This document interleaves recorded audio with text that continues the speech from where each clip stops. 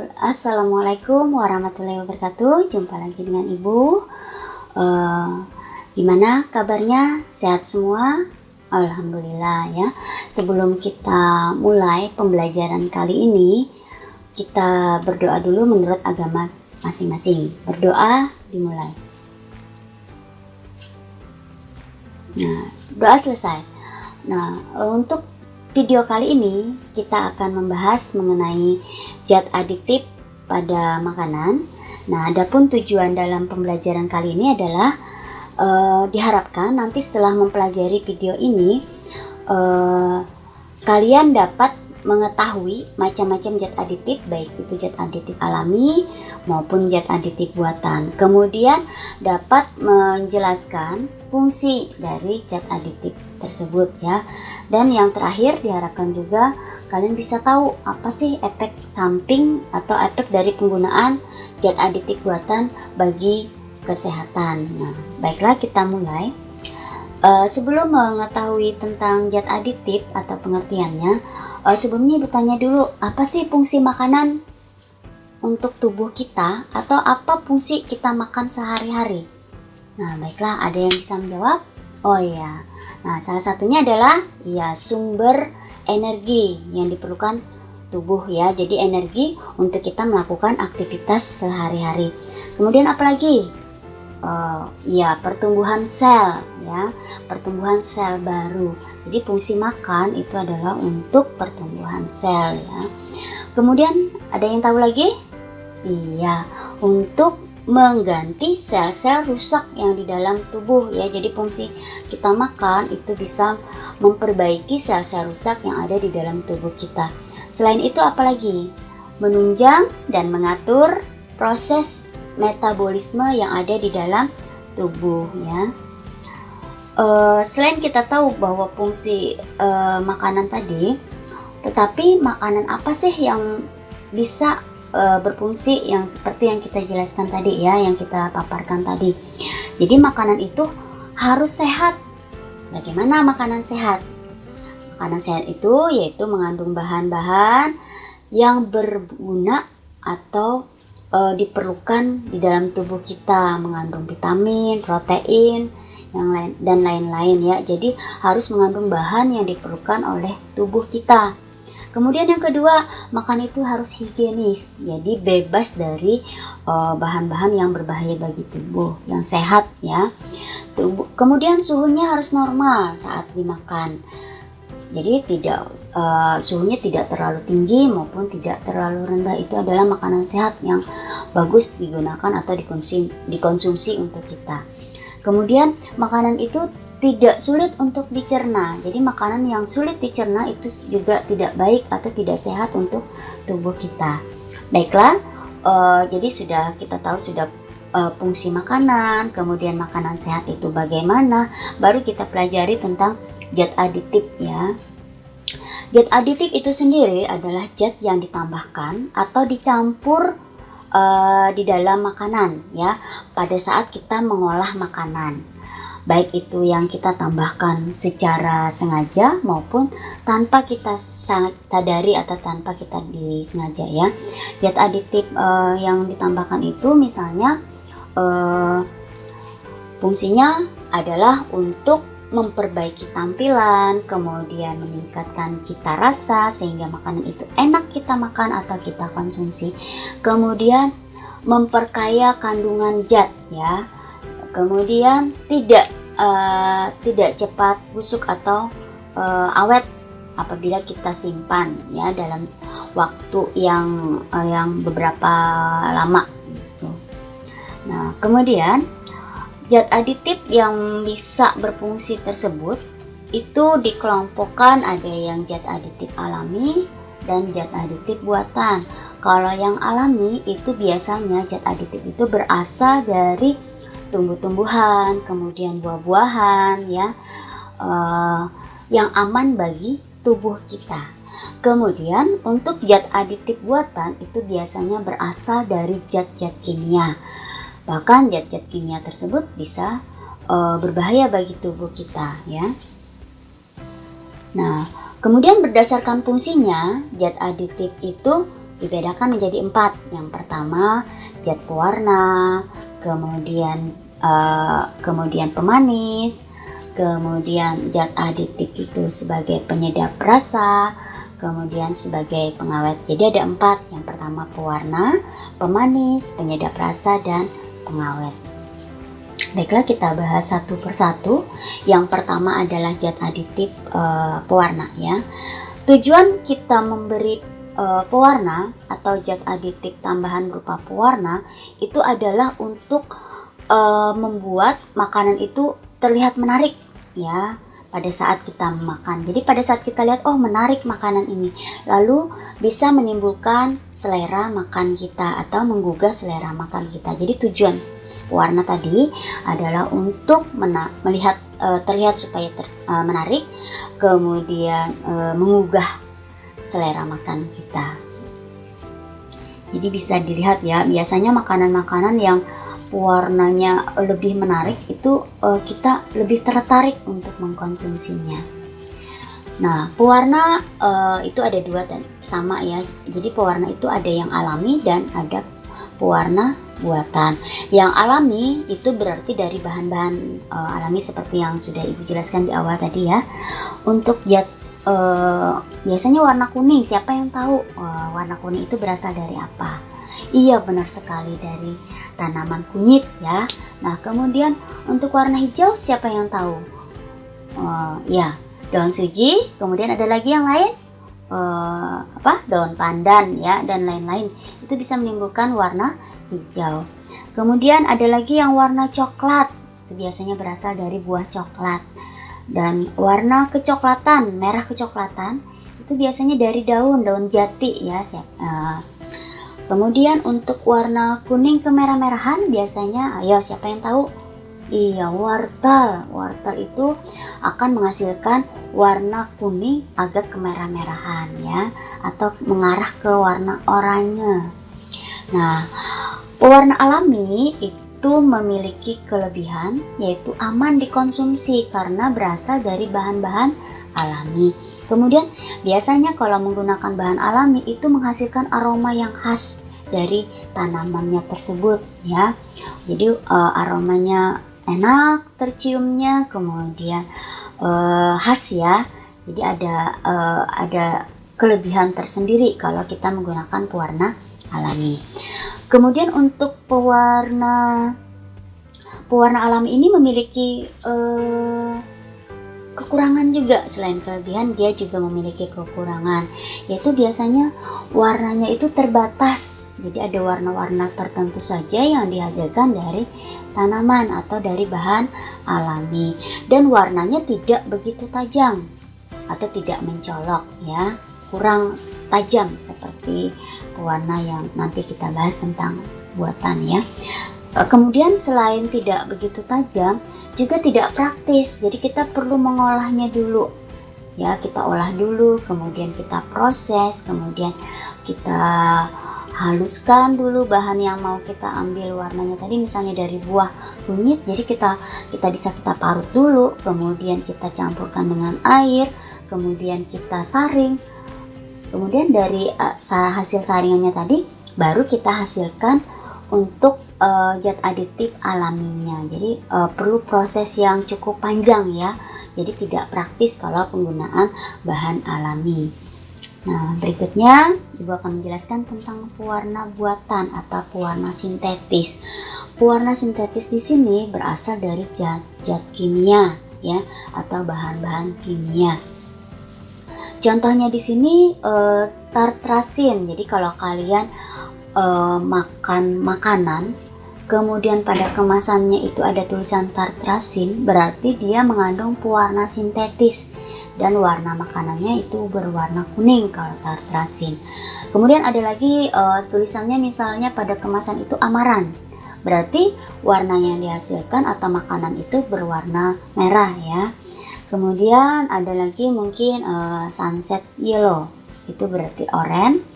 Ada lagi contoh yang lain, brilliant blue FCF, itu berwarna biru ya. Biasanya itu pada makanan atau minuman yang berwarna biru ya, biasanya itu Brilliant Blue FC ini untuk pada kemasan minuman. Dan lain-lain masih banyak lagi ya untuk pewarna buatan. Ini sekedar contoh yang sering ditemukan pada kemasan makanan ataukah minuman. Kemudian kelebihannya apa sih untuk pewarna sintetis atau pewarna buatan ini? Yang pertama, banyak pilihan warnanya. Jadi mau warna apapun mudah ditemukan karena banyak pilihan warna. Dan selain itu praktis, kita tinggal mencampur pada makanan. Jadi tidak perlu pengolahan yang proses yang panjang seperti yang alami tadi ya. Kekurangannya tidak menimbulkan aroma yang enak ya, kemudian aroma yang khas berbeda dengan yang alami tadi. Kemudian pewarna yang buatan ini ada yang tidak cocok untuk makanan karena bisa berisiko atau berbahaya bagi tubuh dan menimbulkan beberapa penyakit ya. Pewarna sintetis ini ada yang digunakan untuk tekstil. Nah, ini sudah dilarang ya. Jadi apabila masih ada yang menggunakan pewarna tekstil, itu sangat berbahaya sehingga dilarang oleh pemerintah penggunaannya. Sudah dilarang. Contohnya yang sudah dilarang itu misalnya adalah rodamin B.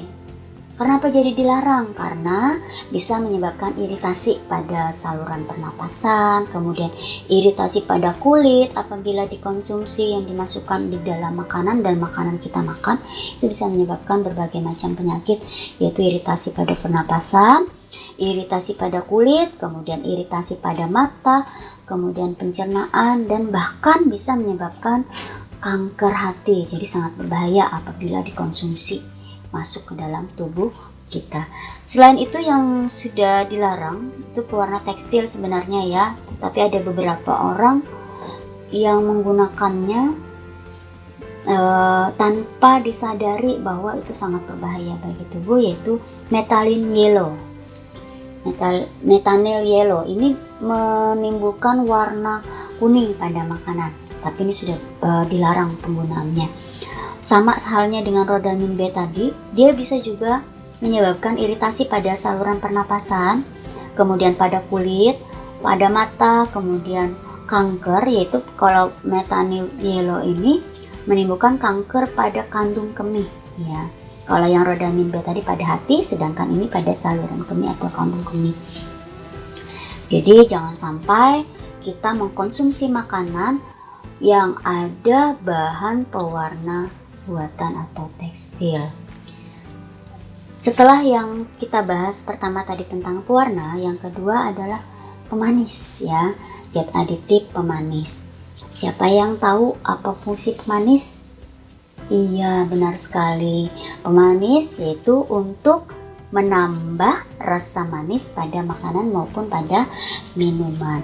Pemanis di sini juga dibedakan menjadi dua ya, jadi secara alami dan secara buatan. Mungkin di rumah sudah kita gunakan sehari-hari, yaitu pemanis alami yang sering kita buat. Mau bikin minuman, kita tambahkan supaya manis, yaitu gula ya. Gula itu diambil atau diproses, bahannya adalah dari tanaman, jadi makanya alami. Kemudian selain itu untuk rasa manis alami, selain dari tanaman enau ya, atau tanaman pemanis jagung, itu juga tebu ya, itu juga merupakan tanaman yang bisa menghasilkan pemanis. Selain itu madu juga bagus untuk kesehatan karena dia adalah pemanis alami ya, berasal dari madu. Untuk pemanis buatan, yang namanya buatan berarti juga berasal dari bahan-bahan kimia ya, sama seperti dengan pewarna tadi. Jadi yang namanya buatan berasal dari bahan kimia. Nah, tadi sudah Ibu jelaskan di awal tadi ya. Jadi pemanis alami itu bisa berasal dari buah, dari madu, kemudian dari tanaman ya. Kemudian pemanis alami atau namanya pemanis apabila dikonsumsi berlebihan bisa menyebabkan yang namanya kegemukan atau diabetes ya. Apalagi kalau orang tersebut sudah ada penyakit kencing manis atau diabetes. Jadi kalau kita penggunaan pemanis itu terlalu sering atau terlalu berlebihan bisa berbahaya juga ya, apalagi kalau sudah ada tadi di dalam tubuhnya sudah ada pemicu bahwa dia pengidap penyakit diabetes atau bukan kanker sih, kencing manis ya. Nah, pemanis buatan itu karena dia dari bahan kimia sehingga sulit untuk dicerna ya, dan bukan sebagai sumber energi. Beda dengan pemanis alami, kita mengkonsumsi makanan yang mengandung pemanis itu sebagai bahan atau sumber energi bagi tubuh kita ya. Sedangkan yang pemanis buatan itu bukan sumber energi, jadi kita gunakan itu bagusnya itu adalah pemanis alami.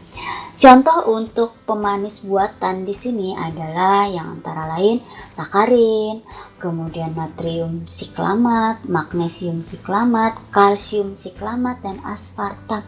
Biasanya untuk sakarin atau yang kita kenal dengan sari manis, mungkin kalian sudah tahu apa itu sari manis ya. Nah, di situ biasanya manisnya itu berkali-kali lipat atau puluhan kali lipat dari pemanis gula alami. Dan kemudian pemakaiannya berlebihan juga bisa menyebabkan yang namanya tumor kandung kemih atau yang bisa bersifat sebagai karsinogenik atau penyebab kanker.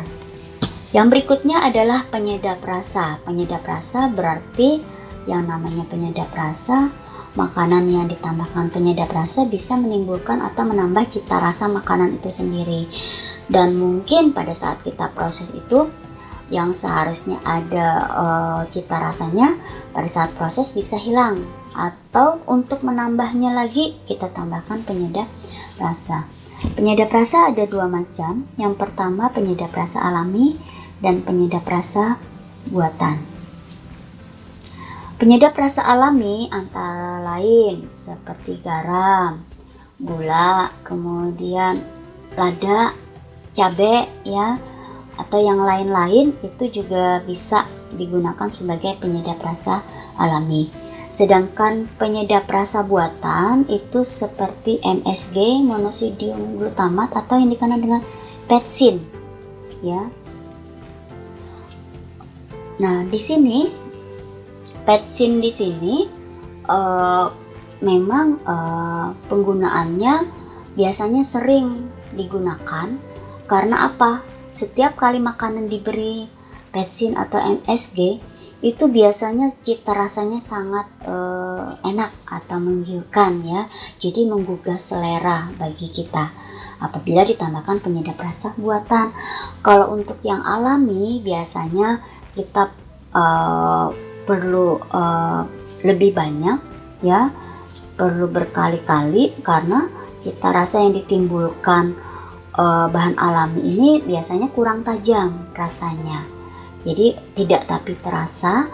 Apabila kita menambahkannya dengan takaran yang pas, itu akan menimbulkan cita rasa yang enak ya. Tapi untuk yang buatan, walaupun dia ditambahkan sedikit itu langsung terasa enak ya.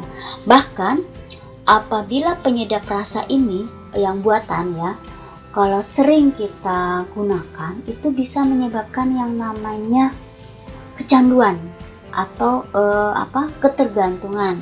Jadi maunya kita tambahkan terus. Kalau sedikit-sedikit mau tambahkan penyedap rasa buatan tadi seperti petsin itu sering sekali.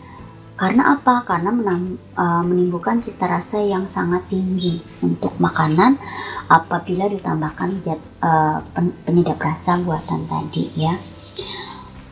Nah, sama dengan yang pewarna pemanis, untuk penyedap rasa alami ini perlu proses yang cukup lama. Jadi perlu dihaluskan dulu ya. Kemudian kalau seperti kunyit kita haluskan, kemudian kita proses ya, kemudian kita bersihkan dulu. Jadi memakan waktu yang cukup lama, beda dengan yang penyedap rasa yang buatan. Tinggal kita tambahkan, kita coba, sudah beres. Beda dengan yang penyedap rasa alami kita ulek dulu, kita campur ya, atau kita blender dulu baru kita campur dengan makanan. Jadi prosesnya itu sangat lama dibandingkan yang praktis tadi. Selain petsin yang sering kita gunakan, maaf ya, bukan ibu ini kan produk ya, misalnya seperti Royco atau yang lain-lain ya. Jadi bukan maksud ibu untuk promosi, bukan ya. Untuk yang terakhir, berdasarkan fungsinya yaitu pengawet. Nah, biasanya untuk pengawet ini kenapa jadi ditambahkan pengawet? Supaya makanan itu lama, bisa lama disimpannya, atau kita mau makannya nanti-nanti dulu bisa disimpan. Nah, pengawet di sini fungsinya itu untuk menghambat kerusakan mikrobiologis. Mikrobiologis itu artinya kerusakan makanan disebabkan mikroorganisme, atau supaya tidak cepat basi, supaya tidak cepat ditumbuhi jamur, tidak rusak, tidak menimbulkan aroma yang tidak sedap. Itu fungsinya pengawet ya. Atau misalnya mau kita simpan dulu, nanti dulu kita makan, jadi perlu kita awetkan supaya tidak rusak tadi ya. Nah, penambahan pengawet tadi, misalnya kalau untuk makanan yang nanti, kalau misalnya kita mau mengirimkan ke saudara kita perlu awetkan dulu. Kita bentuk dalam sebuah kemasan, perlu kita awetkan baru kita kirim. Kan tidak mungkin misalnya kita kirim langsung dimakan, tidak, kan biasanya memerlukan waktu yang lama, misalnya sampai 3 hari atau 1 minggu. Itu bisa awet kalau kita tambahkan zat pengawet ya. Nah, kemudian pengawet di sini ada pengawet alami dan pengawet buatan. Pengawet alami yang sering kita gunakan di rumah kita, contoh pengawet alami itu adalah garam. Garam juga bisa berfungsi sebagai pengawet. Contohnya kalau kita bikin ikan asin ya, ikan kemudian kita kasih garam, kita simpan, dia tidak akan rusak, tidak akan cepat menimbulkan aroma yang tidak sedap karena kita kasih garam, karena garam tersebut bisa sebagai pengawet ya. Jadi makanan itu kalau kita tambah garam bisa awet.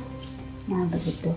Kemudian ada lagi jeruk nipis atau jeruk nipis, itu kita kasih pada makanan, kita peras ya, kita campur pada makanan, makanan tersebut bisa awet.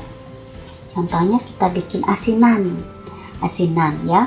Jadi kalau kita kasih jeruk nipis, itu bisa makanan tersebut jadi awet, atau nanti dulu kita makan bisa ya. Kemudian pengawet yang lain dari buah kunyit ya, kunyit itu juga bisa ya. Kunyit kita proses juga. Jadi yang namanya pengawet alami atau zat aditif alami itu perlu pemprosesan yang lebih rumit atau lebih lama dibandingkan yang pengawet buatan. Nah, untuk pengawet buatan, mungkin kalian sering mendengar yang namanya formalin atau borak ya. Nah, formalin itu sendiri merupakan pengawet, tapi tidak bagus untuk makanan. Biasanya kalau kalian sering dengar mengawetkan mayat, itu kan biasanya pakai formalin, tapi digunakan untuk makanan. Apa yang terjadi pada tubuh kita? Makanan yang diawetkan dengan formalin atau dengan borak kita konsumsi, kemudian masuk ke dalam tubuh kita, yang namanya zat-zat kimia itu kan sulit untuk dicerna, sehingga akan tertumpuk di dalam tubuh kita, tidak diprosesnya.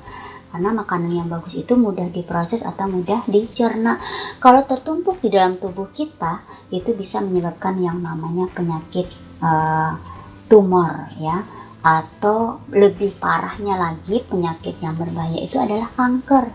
Nah, jadi sangat berbahaya apabila kita konsumsi. Misalnya ada pertanyaan, bagaimana kita tahu Bu kalau misalnya makanan itu mengandung formalin atau pengawet yang berbahaya? Biasanya kalau untuk formalin itu tidak disertakan pada kemasan ya. Itu biasanya ada aroma tersendiri kalau yang namanya zat kimia ini. Atau misalnya untuk makanan yang kaleng, itu ada nama-nama pengawet ya. Itu biasanya untuk pengawet yang di dalam kaleng itu kan perlu proses lama. Ada yang dibolehkan digunakan untuk makanan dan ada yang tidak, ya. Jadi perlu kita ketelitian dalam membeli atau mengkonsumsi makanan. Kalau untuk yang kaleng seperti buah-buahan atau misalnya makanan kaleng atau buah kaleng, itu ada yang namanya asam benzoat. Asam benzoat itu berarti dia adalah pengawet untuk makanan yang dalam kemasan berupa makanan kaleng atau kemasan wadah itu ya, yang biasanya beli-beli di supermarket.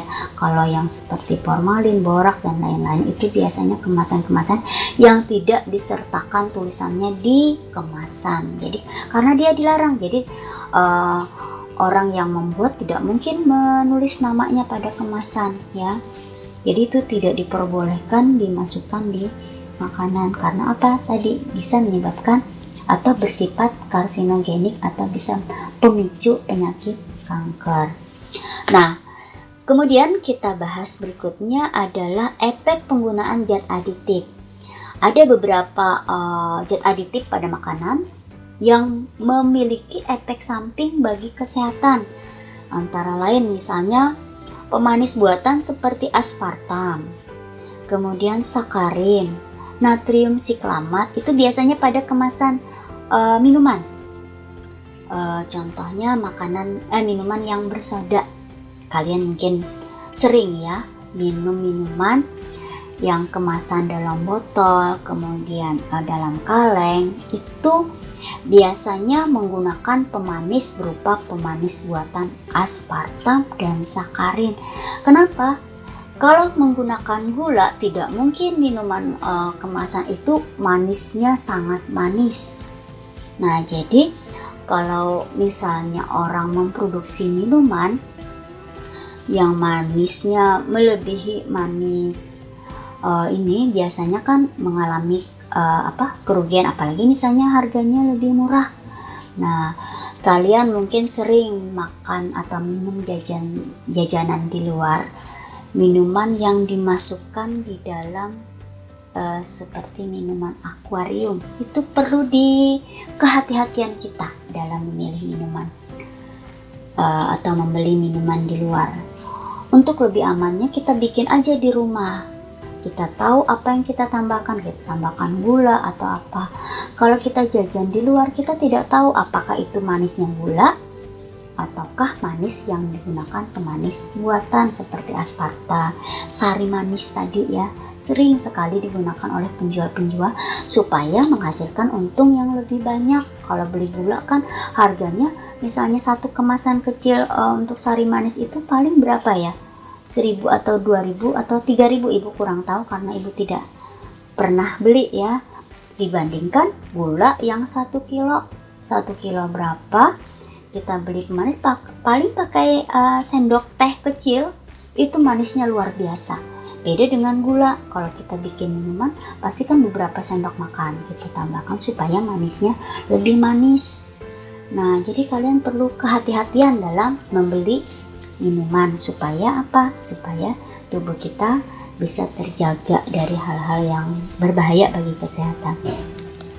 Selain pemanis buatan seperti aspartam, sakarin, natrium siklamat dan lain-lain, ada tadi asam benzoat tadi ya dalam produk jus buah. Nah, jus buah itu biasanya dalam kaleng atau buah kaleng. Itu asam benzoat adalah pengawet. Nah, jadi untuk pemakaian pengawet buatan, pemanis buatan, kemudian pewarna buatan atau penyedap rasa buatan itu ada takarannya tersendiri. Tidak boleh melebihi apa yang kalau berlebihan itu bisa menyebabkan penyakit tadi ya atau tidak sehat. Jadi diperbolehkan ditambahkan pada makanan asal tidak melebihi dan tidak dikonsumsi secara berlebihan atau terus-menerus atau setiap hari malah. Itu sangat berbahaya ya. Jadi pemerintah memperbolehkan yang namanya buatan, tapi kita sendiri yang bisa memonitor atau apa ya namanya, menjaga supaya jangan terlalu sering. Kita sendiri yang mengaturnya. Kemudian yang zat aditif makanan yang berbahaya lainnya atau memiliki efek samping, letisin, kemudian gelatin, tepung maizena yang kemasan itu juga sangat berbahaya apabila ada efek sampingnya ya, apabila dikonsumsi secara berlebihan atau terus menerus. Kemudian ada namanya propilen glikol dalam makanan. Jadi perlu tadi kehati-hatian kita sendiri untuk mencegah supaya tubuh kita tetap sehat dan bisa beraktivitas dengan baik ya. Nah, ini yang berikutnya adalah MSG atau monosodium glutamat. Ini maaf ya, contohnya misalnya kalian yang sering mengkonsumsi mie instan. Mie instan itu bumbunya, kalau kalian perhatikan atau kalian sering baca atau pernah baca, itu ada tulisannya MSG atau monosodium glutamat. Itu berarti adalah penyedap rasa buatan atau yang kita kenal sehari-hari adalah pepsin. Itu biasanya kalau kita sering menggunakan yang namanya atau memakan makanan mie instan, maaf ibu tidak akan menyebut nama merek ya, tapi mie instan secara keseluruhan itu tidak baik untuk kita konsumsi. Yang pertama untuk mie-nya itu mengandung pengawet, kemudian bumbunya juga mengandung penyedap rasa buatan. Kalau kita terus-terusan, apalagi misalnya sampai sehari ada 3 kali misalnya makan mie, setiap kali makan pasti pakai mie. Nah, itu sangat berbahaya. Karena apa? Karena yang namanya sintetis atau zat aditif buatan yang sering masuk ke dalam tubuh kita itu tidak akan mudah dicerna. Ya, perlu berhari-hari, malah sampai 1 minggu. Bayangkan kalau sekali kita makan itu 1 minggu prosesnya, kemudian kita makan lagi, diprosesnya seminggu lagi, bagaimana? Di dalam tubuh kita akan terkumpul yang namanya bahan-bahan kimia ya, yang tidak baik untuk kesehatan, akhirnya akan menimbulkan yang namanya penyakit tumor tadi atau ini tadi kanker, bahkan bisa menyebabkan kanker. Untuk mie instan biasanya kalau kita masak, coba kalau kita rebus itu kan pada airnya akan timbul seperti minyak ya atau lemak. Nah, itu adalah pengawetnya yang larut pada airnya. Kita konsumsi dengan airnya, lalu apa yang terjadi? Nah, jadi ibu minta mulai sekarang kurangilah. Kalau tidak mau menghilangkan sekaligus, paling tidak kurangi sedikit demi sedikit kebiasaan makan yang instan, mie instan tadi ya. Untuk kesehatan kita juga. Untuk yang namanya penyakit akibat zat aditif tidak langsung muncul ya, seperti kita mengkonsumsi es misalnya langsung batuk, tidak. Jadi dia menumpuk di dalam tubuh, lama kelamaan baru muncul. Jadi tidak terasa penyakit itu akan muncul di dalam tubuh kita.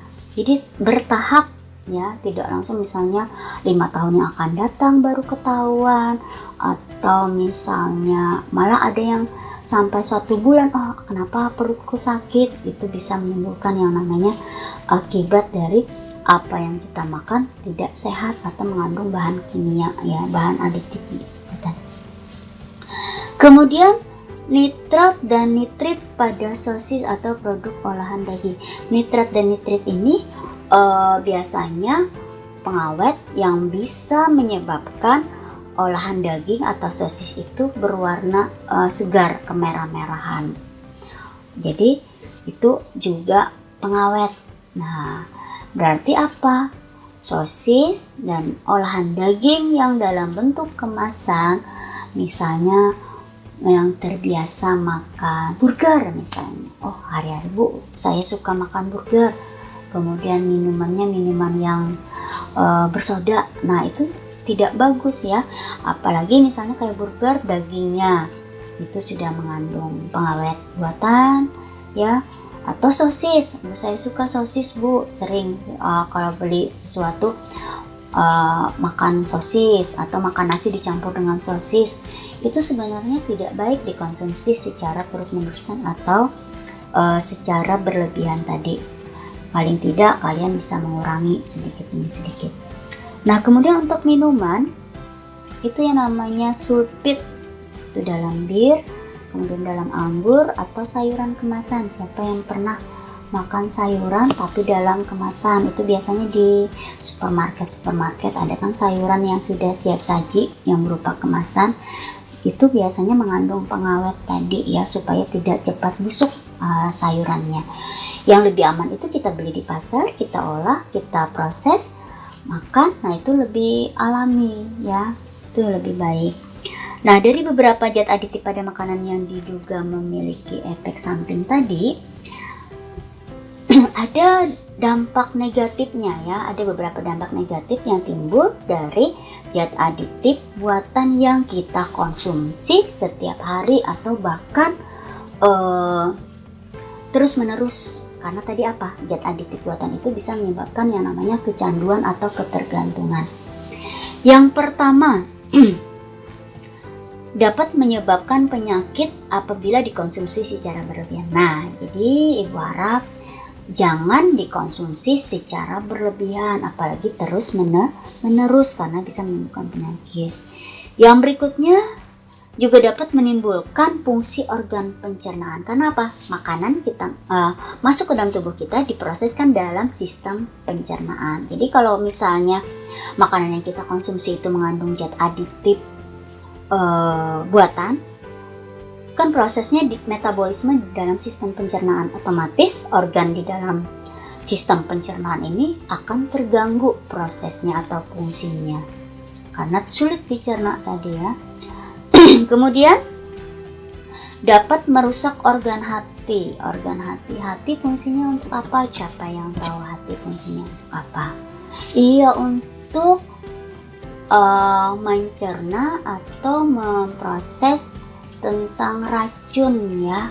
Jadi dia memproses racun. Jadi kalau hatinya terganggu, apa yang terjadi? Racun di dalam tubuh kita akan terkumpul sehingga merusak organ hati. Kemudian ginjal itu berarti ada hubungannya dengan kandung kemih. Tadi yang berhubungan dengan kandung kemih itu berarti pemanis buatan seperti aspartam, kemudian sakarin tadi ya, Ibu ulang sedikit.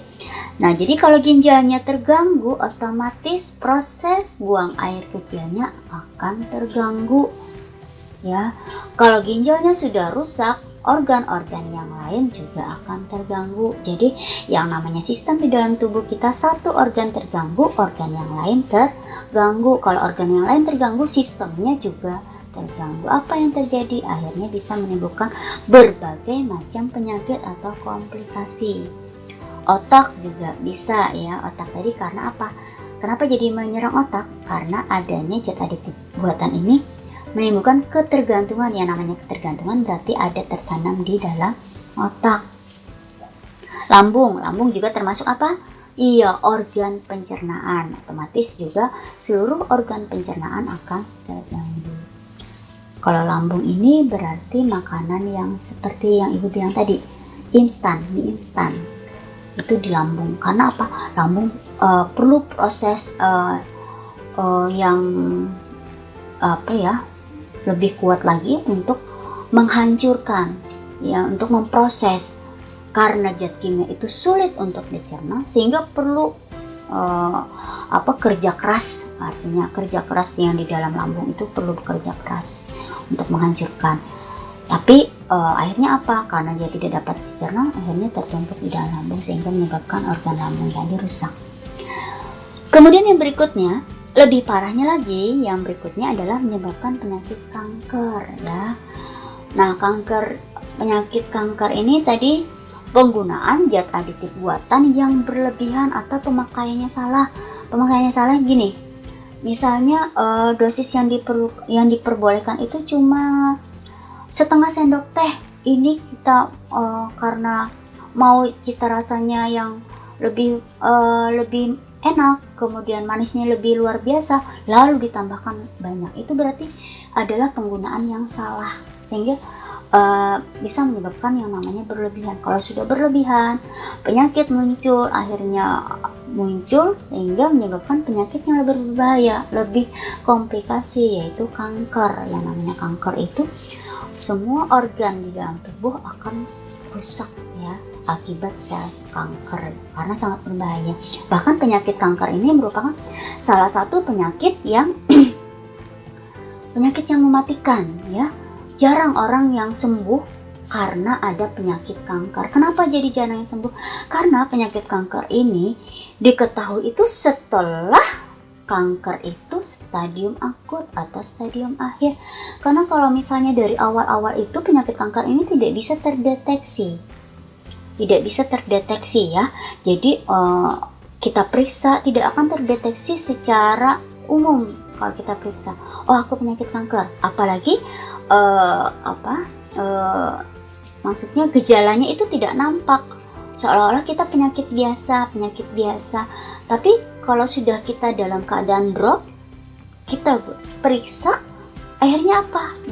Diponis oleh dokter atau dari kesehatan itu bahwa kita sudah mengidap kanker stadium akhir. Oleh karena itu penyakit kanker ini adalah penyakit yang sangat mematikan ya.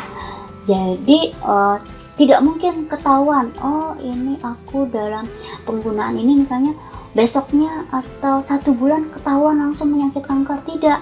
Jadi ada tahapan-tahapan atau memakan waktu yang lama, bisa 5 tahun yang akan datang baru ketahuan, oh aku kena kanker. Kenapa ya? Oh mungkin kemarin aku makan ini. Tidak. Jadi sebelum-sebelumnya karena kita sedikit demi sedikit makanan tadi secara terus menerus yang menggunakan makanan yang sangat berbahaya atau zat aditifnya, tanpa kita sadari, tanpa kita sengaja kita mengkonsumsi tersebut secara berlebihan.